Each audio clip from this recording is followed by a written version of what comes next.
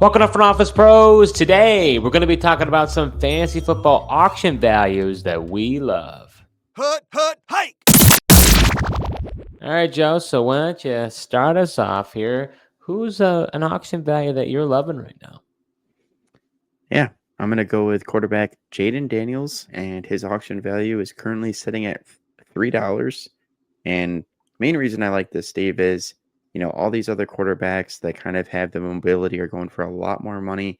Obviously Jalen Hurts is at 30, Josh Allen's at 32, even a guy like Lamar Jackson's at 22, Anthony Richardson 15, and Jaden Daniels. I think he's got underrated passing ability. I like his passing ability. I think honestly he's probably a better passer than Lamar Jackson, and he's got that rushing upside, and he showed it, in his first game in the preseason, even on limited snaps.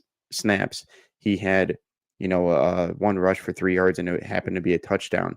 And as far as passing goes, I mean, he only played 11 snaps, but he was 2 of 3 for 45 yards passing as well. So, given his upside and the rushing ability for fantasy, I think this guy should be going for more than $3. But if it's going to stay there, I'll take it. Yeah, and I think, with Jaden Daniels, he got himself in a lot of trouble in LSU because I don't want to say he played hero ball, but he kind of put the ball in his hands where he basically got himself in harm's way. He ran so much and so often, but he wouldn't slide. He wouldn't protect himself. He got some pretty gnarly hits in college. But I think the reason why I mentioned that is I think that they really have a lack of offensive weapons, I believe, in Washington. So I think he may feel that he needs to do that sort of thing. And maybe he won't kick that habit just yet in his rookie year. But I'm with you on this one. I also really like the value for $3. I mean, in a traditional PPR league, the guy's going to be, he's going to have a high rushing floor. So to me, having this guy, and he's only $3 right now in auction leagues. Yeah. I mean, why would you spend $3? We talked about this with cheap versus expensive. An episode we recently did. Why would you spend $22 on Lamar when you can get Jaden Daniels for $3? Yeah. And at the end of the day, I don't know, especially in non-superflex leagues, I don't like to spend up on quarterbacks. I don't like to spend a lot of money. And to get the ceiling of a guy like Jaden Daniels for $3, he's definitely worth it.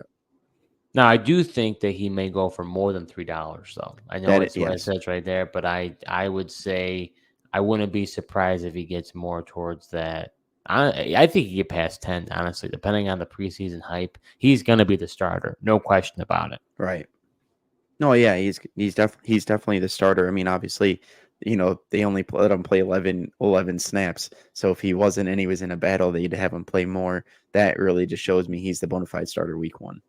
All right, Joe. So the first player for me that I'm loving their value for auction leagues is going to be running back Alvin Kamara of New Orleans Saints. Look, last year we didn't really know what was going to happen to the guy due to some off-the-field conduct. We didn't know, how many games he's going to sit suspended. He missed 3 games this past season. So I'm not playing 13 games, but, man, he played really, really well. He finished as the RB1 in all 13 games other than 4. So 4 times he missed it. But he finished as the RB9 even though he missed 3 games. And, Joe, as we know, Derek Carr is the quarterback there in New Orleans, and he's Captain Checkdown. He loves to throw it to the running back.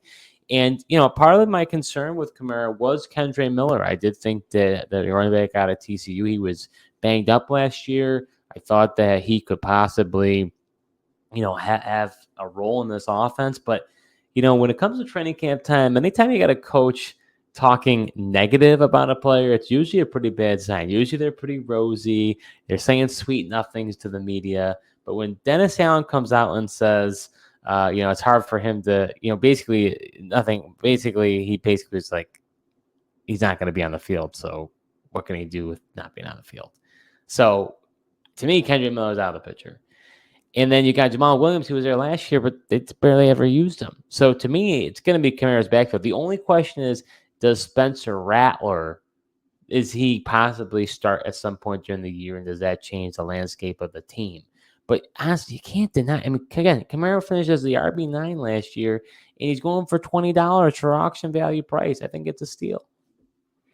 Yeah, if you can get him for $20, I do think it's a steal. I think he's potentially going to go over that. I know in that latest mock we did, I got him for 30, and you didn't really like it too much, but maybe that's more so the price and not the That was player. because you had him and Olave, and I said I don't know if I want to expect much exposure with the Saints. Yeah, but even if we were doing it live, none of you specifically asked me why I wanted Kamara and why I took him, and I said I liked him, and obviously a lot of that was the opportunities, especially at the end of last year, he seemed to have his burst. It didn't seem to be affected by that. I feel like it took him a little bit back to get back after missing those first 3 games, as you mentioned. But yeah, Derek Carr being the captain check then that he is, I like Kamara.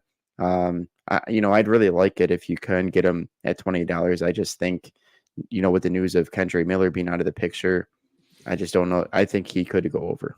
Yeah, I mean, to be fair, I'm trying to recall where my position was on Kamara at that time. I will say that I think it's improved since Kendre Miller because I did Well, think that news was already there. That's why I liked Kamara enough to pay $30. Well, then I don't know. Maybe I just was having an off night because I mean, or now That's what I'm I'm so seeing the light confused now. about. Yeah. Yeah, I'm dazed and confused, Joe.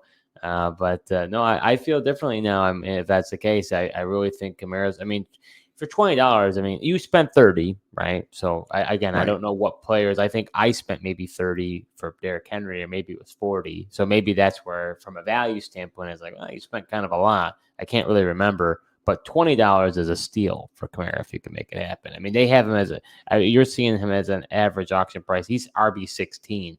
I just don't understand that. Yeah, I think people are sleeping on him and writing him off. And I think a lot of it is people are afraid to get these older running backs and they want these younger, more exciting guys. But it's just a lot of times you see these type of guys go for value and they, outperform either their auction value or ADP in snake drafts.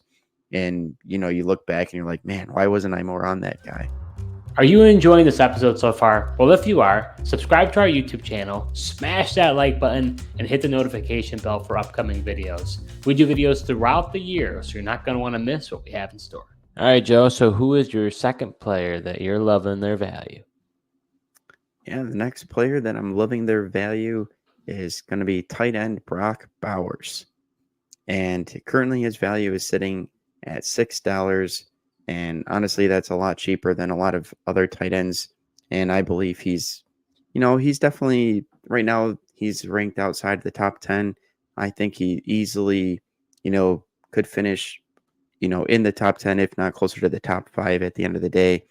I don't love the offense he's in with the Raiders, but this guy's just got the supreme talent. And I feel like the Raiders are going to figure out how to get him the ball. And you already saw it in the first preseason game.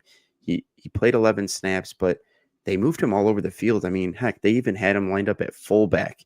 And then he's running routes from the fullback position, outside wide receiver, inline tight end. So that just shows me, they're trying to create matchups, get him, some strengths on there with the matchups to easily win and get him the ball. And as we keep mentioning it, I mean, they've got Devontae Adams, they've got Jacoby Myers. Then it's who else, right?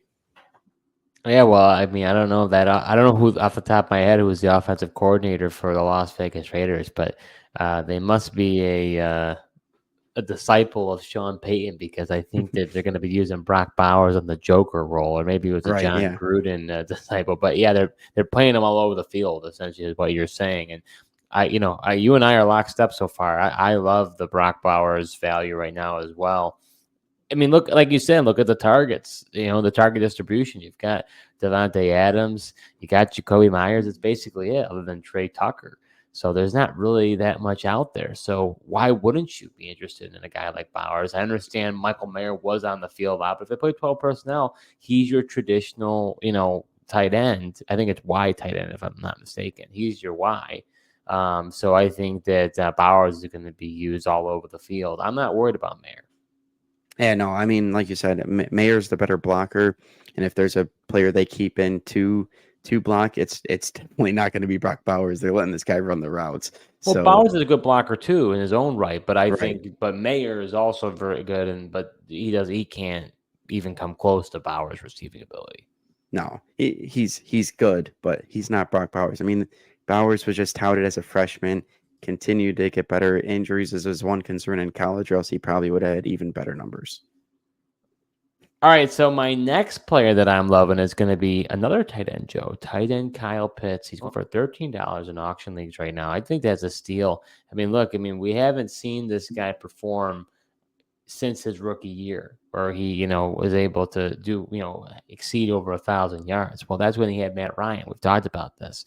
Now he finally has a quarterback in Kirk Cousins. His Achilles has got to stay sharp, but if it can, I don't understand. I understand people have been burned by him a few times, but this is different. It's a different philosophy as far as the offense goes with Zach Robinson as the offensive coordinator. It's a different quarterback. It's no longer Desmond Ridder. I'm a little bit surprised. We've done a couple mocks, and you've been able to get him almost below this value. I don't know why people aren't more hyped about this guy. Yeah, I think it's strictly the burn factor, right? And I think people have just had enough of the Kyle Pitts buzz and people saying, oh, he's just so good, or, he's like a wide receiver, as we've heard so many years. And I think everyone was just like, after the rookie year, it's like, all right, it's going to be this next year, disappointment. And it's like, all right, he was down here, but Buzz is back, he'll get it this year. But I think the main difference is why I'm more in on him is simply the Kirk Cousins factor. And we've seen, Kirk Cousins target the tight end position with a guy like TJ Hawkinson. Oh, yeah. And even, the Rams, I think people could be concerned because the Rams didn't necessarily like overly target the tight end position, but they had Tyler Higbee and Allen at tight end. So they haven't had the best tight ends, and Kyle Pitts is a different specimen. He's kind of, he's got the receiving upside, and I think he'll get the targets from Kirk Cousins. And like you said, currently going for 13. I've been able to get him at 11 in a lot of mocks as well. But, as far as a guy that's could easily finish as a top 5 tight end, that's definitely a lot cheaper than, the top 3 guys who are going in the 20s. Well, not to mention, he's been doing routes as a wide receiver. He's not only been doing tight end routes in training camp, Right. he's been doing wide receiver routes. And we talked about with the Raiders. Who does Kirk Cousins have to throw to? We just saw Rondell Moore is out for the year. Yeah. They've got Darnell Mooney. Okay, he's been an okay guy. And then Drake London. That's it. They don't have anybody else. So, yes, Bijan's a good receiving idea out of the backfield. But, Pitts is going to be out there. I'm assuming his snap percentage is going to be really high unless they're concerned about his conditioning. Not to say that he's not fit, but to say that he's had durability issues. And do they keep him off the field to keep him fresh? Yeah, I think they'll just run him out there, and then if he does get injured, you might see an adjustment there. All right, Joe. So who's your final player that you are awestruck on? Yeah, so the final player that I love their value is wide receiver Rashee Rice. I feel like that's partly because people are concerned with, the possibility of him being suspended, but right now he's at $9 for an auction value, who for a guy that finished as the wide receiver 1 on this offense. Patrick Mahomes is still his quarterback, and he played 16 games last year, 102 targets, 79 receptions, 938 yards, and 7 touchdowns. I did kind of factor in my projections a possible 4-game suspension, so I projected him at 13 games, but I had him, still a step up even with some of the guys that added. Looking at him possibly getting 75 catches for 193 yards and 6 touchdowns. So obviously I like him. And honest, this Marquise Brown injury, I know he might only miss a game or 2, but to me that even just opens up the door a little bit more for Rashee Rice. And I'm still expecting him to be the wide receiver 1 on this team, despite having Marquise Brown and Xavier Worthy added. A lot of times you and I are on the opposite side of things, but I've liked every pick you had so far, Joe. And this is another one. I think, but to me, I think Rashee Rice is going to go for more. Especially with the Marquise Highwood Brown news. I guess we still don't know about the suspension, but to me, I could see him going 15 plus, unless you think Xavier Worthy is the beneficiary. Maybe people feel like, okay, now this is the rookie's opportunity to get those precious snaps.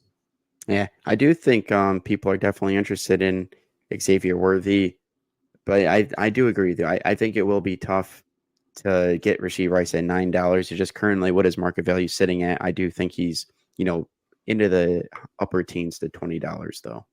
And that's why, honestly, you can't just go by what the auction sheet should say. Right. At the end of the day, he's at $9, which shows him as wide receiver 37. Is he really going to be the 37th highest paid wide receiver in your auction drafts? I don't think so. Yeah, I agree with you. I don't think so. And I think when push comes to shove, especially, I think there's a chance he doesn't get suspended this year as well, just because we know these legal processes can stall out and it take a lot of time. I think it could be one of those situations he's able to play this year, and maybe we'll see a suspension next year. So the final player for me that Joe has been going goo goo gaga over for quite some time, but I might have seen the light is wide receiver Tank Dell. I think for Yeah, this was me, interesting, Steve. I know, and I think I've seen the light on this one. Here's the thing. There's no denying the rapport and connection that Tank Dell and CJ Stroud had in the rookie year. We know that CJ Stroud went to the front office and said, "Hey, I want this guy. You need to go get him." Right? We already have heard that draft story, but there's no denying their connection. And Nico Collins only ascended after the point when Tank Dell was no longer a factor and he was, basically done for the year. I've been saying Stephon Diggs also could be a factor. Now, I guess where I'm changing on this is I think, and you're going to agree with me on this, you want a piece of this offense. And of the three, you're getting the best value with Tank Dell. So if it's a crapshoot as to which one is going to be between the three, why not? You've said this all along, and I'm starting to you've kind of convinced me. Why not go with the guy who's the cheapest? Because we don't know which one's going to be the alpha. And I think Tank Dell has a better shot than ever. I mean, we saw even in the preseason game, he looks his way, he gets a touchdown. I know it's a preseason game. We have to take it with a grain of salt. There's some things we could take from preseason. You don't want to overinflate it. But at this point, I'm kind of the mindset of why not go for the cheapest guy of the three? Yeah, this is just shocking. I mean, just because this year all I was hearing was Stephon Diggs. You were taking him in the mocks. You really wanted Stephon Diggs. You were betting on him to be the guy out of these receivers. And then, one preseason game where he doesn't get any targets and he's already barking at CJ Stroud, and now you're changing your mind. Well, I think you were surprised by the barking too. I wasn't the only one surprised by his animated appearance on the sideline. That's only because usually, Stephon Diggs 1 year at a place usually is okay. And it's I know usually that, like but he after wasn't, stays, obviously. It was right, a obviously. preseason game. Yeah, and it's just a preseason game. I mean, if that happens in a game, well, we'll see it happens. But yeah, I completely agree with you here. I like Tank Dell, and his value is the best of the three. And while some people might, just fade this wide receiver room, and I think some people might even do that with something similar in Chicago, just because there's three guys there too, and it's just tough to. I think, it's going to be hard to know when one of these guys of these two receiving cores is going to boom. But a guy like Tank Dell, I think he's got the opportunity to be the wide receiver one, and he's going for the cheapest. It's a pretty safe bet. I think the one thing for me to keep in mind is you got to know your biases. And at the end of the day, I do tend to lean towards veteran players. I like rookies, but I find myself, that's why I was gravitating towards Diggs, because we've seen what he's done. But we can't deny what Tank Dell has done. And I like Diggs and I like Collins. I'm not saying I don't like those guys. I just think that Dell has the best value because he's going for the cheapest. Yeah, and I think, like you said, that rapport is real. He might even be the most consistent of the three guys. I think Nico, some games might be a Nico Collins game. Maybe Diggs has his own games. I don't know. I personally think he's really sitting at the wide receiver three on this team right now. Honestly, don't know why people are paying more money for him than Tank Dell, other than just his name value. I think that's really all Diggs really has and is offering at this point, because I'd rather have Tank Dell. Yeah, I'm starting to see it your way as well. So it may surprise you, but you've That wouldn't surprise me, man. I saw your list and Tank Dell, and just because you were on Stephon Diggs and talked about him and drafted him in these mock drafts that we were doing, and well, it's good that you're seeing the light. Hey, you got to be willing to pivot, right? You can't be too, Right. stuck in your ways that you can't. You have to be able to adjust, and I'd rather adjust now than look like a fool at the end of the year.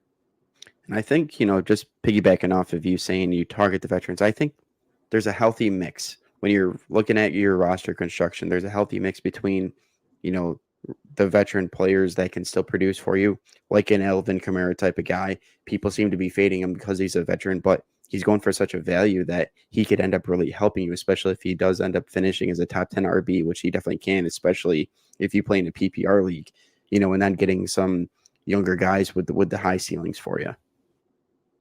So before we close out our episode, Joe, I'm going to quick question for you, rapid fire here. These are all values that we love. Are you waiting to nominate these guys later and hoping that you get them for this price, or are you nominating them early because you think that if you don't, then it's going to be going for too much? So better nominate them early. Maybe you get them for this value. Yeah, I don't know if I'm nominating them early, but I will say I just won't let these players that I love though, like, fall to the bottom of a tier, be the last guy in a tier. I think it could be risky nominating him earlier while people have so much money, because then maybe they do like him and then who knows, they overspend. I know you could easily take the contrary argument there, but I might wait, but I'm just not going to wait too long. Yeah, see, I think I'm leaning towards the early. I mean, if you like these players, better to put them out earlier when you've still got like a tight end room. Maybe Sam Laporta, Trey McBride are still out there, and you nominate a Bowers or a Pitts. People could be like, well, I kind of want Laporta or McBride, so I'm not going to spend that much on those guys. So I don't know. I'm definitely thinking about it in my head as I prepare for this upcoming auction drafts. And that's a good point, because, I feel like sometimes I get burned by doing that. I am one of those guys that I know there's guys that I like for value. So like I might pass on guys that I think are going too much because I want those guys later. And then half the time they go less than what I'm expecting. And then here I am at the end of the draft with all this money still to spend on. And I'm, just scarfing up all these values. But then come to the regular season, I've got all these decisions to make when I'm starting in my lineup. And that does it for this episode. Thanks for tuning in, and until next time.